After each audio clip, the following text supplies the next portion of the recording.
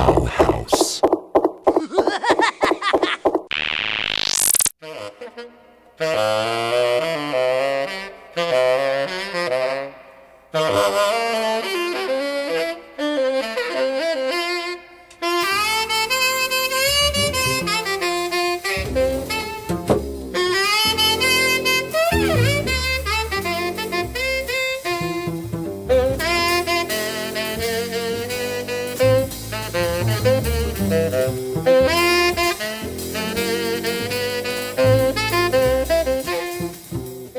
My name's Kelley. I grew up outside Chicago, but I've lived in New York and San Francisco and Buenos Aires, and now I'm living in Tucson.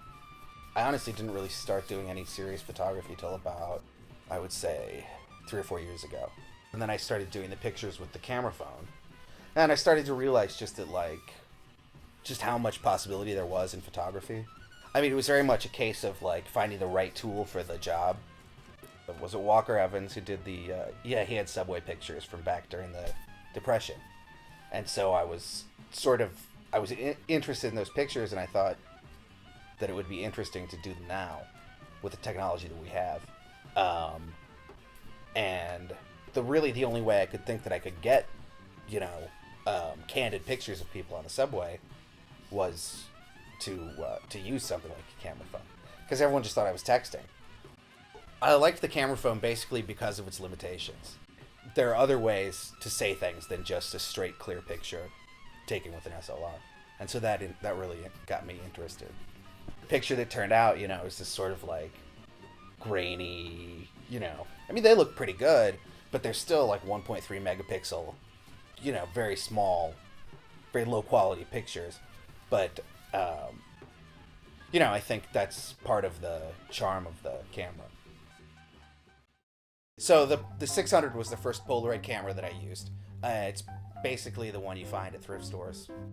I found Polaroid film at a thrift store. I found 4 packs for $8 or $6, which is just ridiculous, obviously. And it worked. And so once I started using it, I started getting interested in the format. I just bought a camera and used that film. Because it's expensive, once you get past those 4 packs, I mean, Polaroid film is very expensive. I guess we don't think about it these days because no one uses film, but it's expensive. Polaroid was, it was an instant camera, or so it was called back in the day. To just pull a picture and be like, there it is, after a minute of developing must have been amazing to people when, the technology for photography hadn't been available to people, regular people, for that long.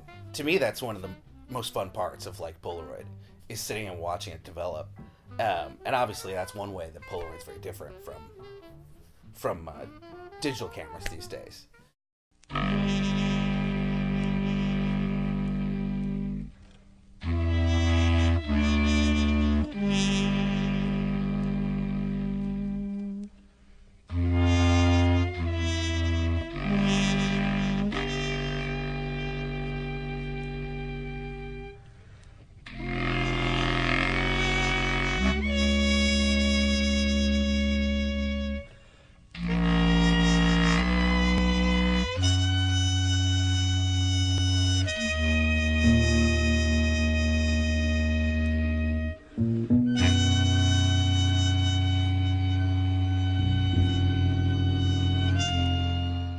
I like the permanence and the fact that you cannot change a Polaroid picture. Once you've taken it, you've taken it. I mean, it's what it is, and it turns out, and there it is, and there's no faking it. A friend of mine, it's funny, they told me that they use Polaroids in the porn industry. They still use them because it's the only picture you can take that you can't fake.